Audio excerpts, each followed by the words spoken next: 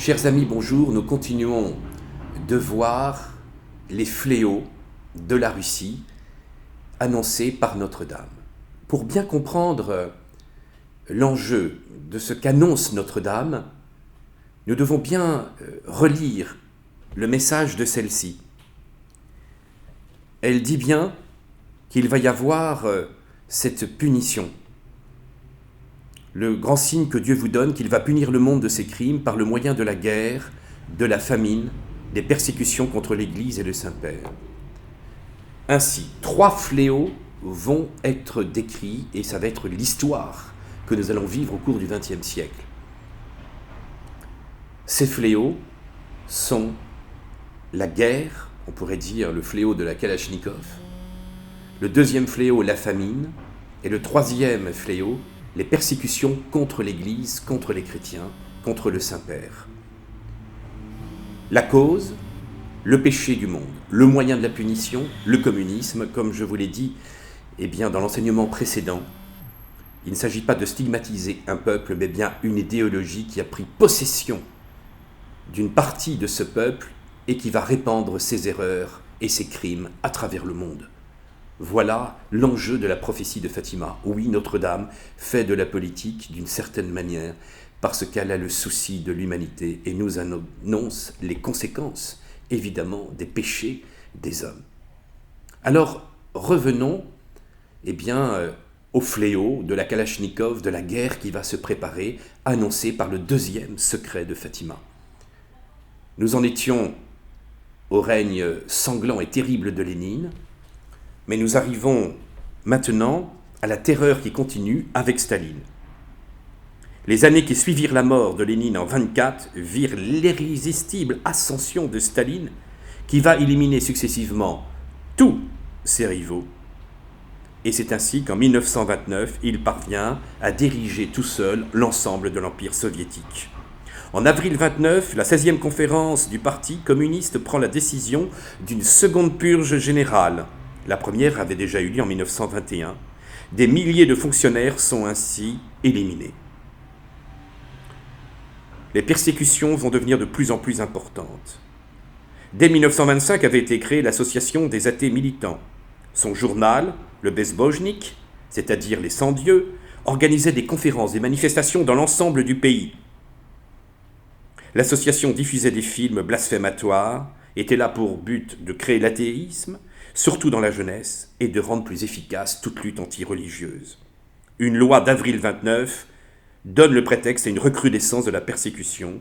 Alors, ce sont des centaines d'églises démolies, y compris des monuments historiques. Le 27 août va être introduit la semaine continue, qui va supprimer le dimanche, c'est habituel dans le monde révolutionnaire, et durant les années qui suivirent, la GPU, c'est-à-dire le KGB de l'époque, va achever l'extermination du clergé catholique en Ukraine. À partir du 7 novembre 1929, nous allons voir aussi le deuxième fléau, qui avait déjà commencé sous Lénine, ce deuxième fléau qui est la famine. Car Staline va publier un article retentissant, l'année de la grande rupture. Il s'agit de passer par une nouvelle révolution à la grande agriculture collective, la décolonisation. La révolution, c'est d'abord la terreur. Après la politique qui consistait à limiter les tendances exploiteuses des koulaks, nous passons à une politique de liquidation des koulaks en tant que classe. Ça va donc être la création des kolkhozes. Massacrés, déportés, affamés, ce fut de nouveau par millions que les paysans périrent dans d'atroces souffrances. Ils étaient déportés souvent avec leurs familles à des milliers de kilomètres dans des régions éloignées de l'Oural, de Sibérie, de Kazakhstan. Beaucoup mouraient en route ou à l'arrivée, car en règle générale, les déportés étaient lâchés dans des lieux déserts, forêts, montagnes, steppes.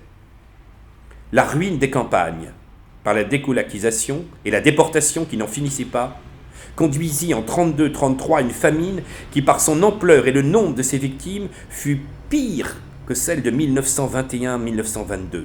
Non seulement l'État ne lutta pas contre elle, mais il contribua à l'amplifier, l'utilisant même comme une arme de guerre civile contre les paysans. Car pendant ce temps-là, on continuait à exporter le blé. Le nombre de victimes, il est très difficile de le savoir exactement, car même les démographes ont été fusillés. On a terrassé des populations entières. Et donc, certains auteurs parlent de plus de 10 millions de morts, mais les démographes les plus sérieux comptent au moins 15 millions de victimes pour ce cauchemar des années 29-33. Quant à ceux dont la vie a été épargnée, ils sont réduits par milliers à un esclavage inhumain. Le goulag prend alors des dimensions gigantesques. Des dizaines de millions de travailleurs forcés deviennent le matériel humain indéfiniment renouvelable de l'industrialisation à outrance décrétée par le plan quinquennal de 28. Voilà les faits tels qu'ils nous ont été rapportés par des témoins comme Kravenchko, Solzhenitsyn, parmi tant d'autres qui nous ont décrit ce drame épouvantable. Et Solzhenitsyn a souvent crié à l'Occident qui n'était pas capable de se rendre compte de la gravité de ce qui se passait. Et encore aujourd'hui, beaucoup de nos élites intellectuelles ou médiatiques n'arrivent pas à réaliser l'ampleur du drame comme ils l'ont fait pour le nazisme. Le bolchevisme est ainsi démasqué comme une véritable arme de guerre épouvantable, et le stalinisme, c'est aussi la réalité de cette famine qu'on retrouvera aussi plus tard, évidemment, dans la Chine communiste, qui sera le plus grand drame humanitaire, où nous aurons cette fois 40 millions de morts par la famine, et puis que nous retrouverons aussi, évidemment, au Cambodge dans les années 75. Le communisme est en marche, cette marche de guerre, dont Stéphane Courtois, dans le bilan du communisme, dit que le communisme soit du coup soviétique, mais qu'il soit asiatique, qu'il soit de Cuba, d'Amérique du Sud, eh bien, il y a quelque chose de mystérieux.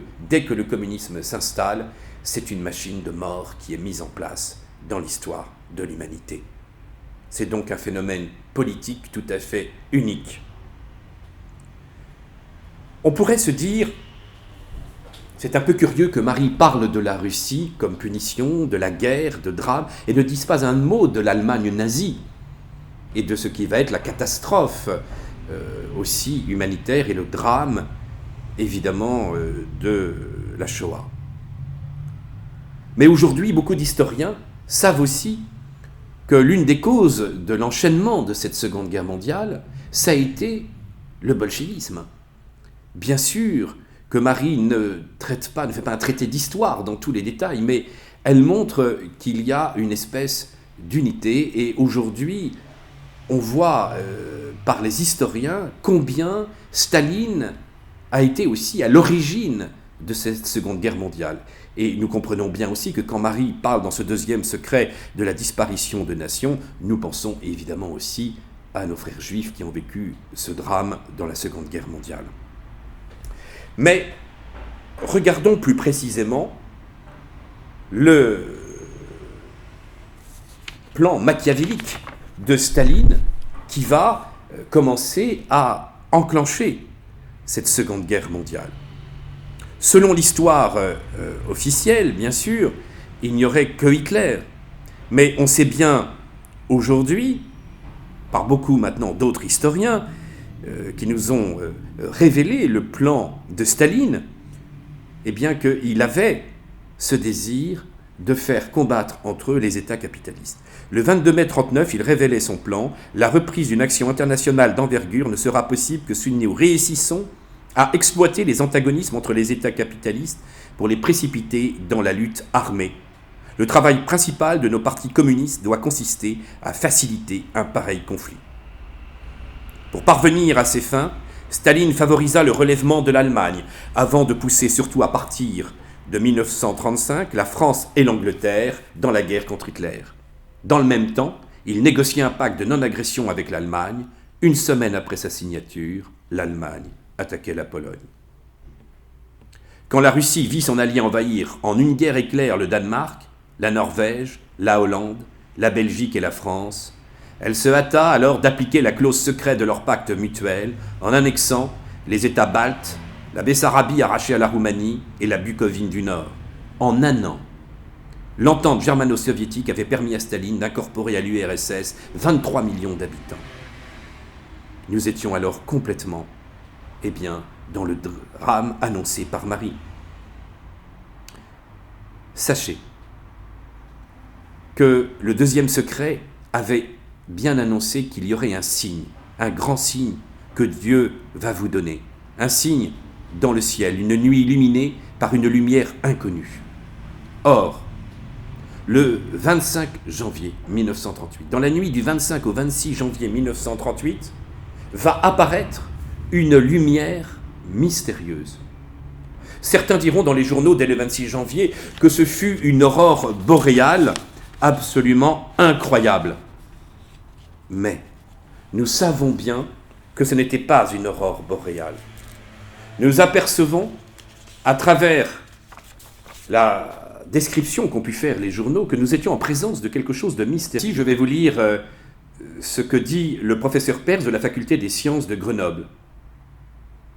Une aurore boréale d'une ampleur exceptionnelle a sillonné hier soir le ciel de l'Europe occidentale. Elle a révolutionné nombre de départements où l'on a cru tout d'abord à un gigantesque incendie. Dans toute la région des Alpes, la population a été fort intriguée par cet étrange spectacle. Le ciel était embrasé comme un immense foyer émouvant, provoquant une lueur rouge sans très vive. Le bord du foyer était blanc, comme si le soleil allait se lever. Il s'agit sans doute d'une aurore boréale, mais d'une ampleur exceptionnelle. Ce phénomène atmosphérique fut observé non seulement en Europe, de la Norvège au Portugal, de l'Angleterre à la Roumanie, mais aussi en Afrique du Nord ainsi qu'en Amérique, au Canada et au Mexique. Comment ne pas penser, évidemment, aux annonces de notre Seigneur aussi, qui, pour la fin des temps, annonçait de grands signes dans le ciel. Nous sommes en présence d'un signe biblique. Ainsi, le drame des persécutions du communisme sous Lénine et sous Staline, du début de l'extension du communisme dans le monde, des persécutions absolument effrayantes, et le début de cette terrible Seconde Guerre mondiale qui nous amènera des millions de morts, tout ça était la conséquence du péché des hommes et du développement du communisme. Nous voyons que Marie nous avait vraiment prédit la réalité de l'histoire. Alors, à nous de nous tourner maintenant vers le cœur immaculé de Marie.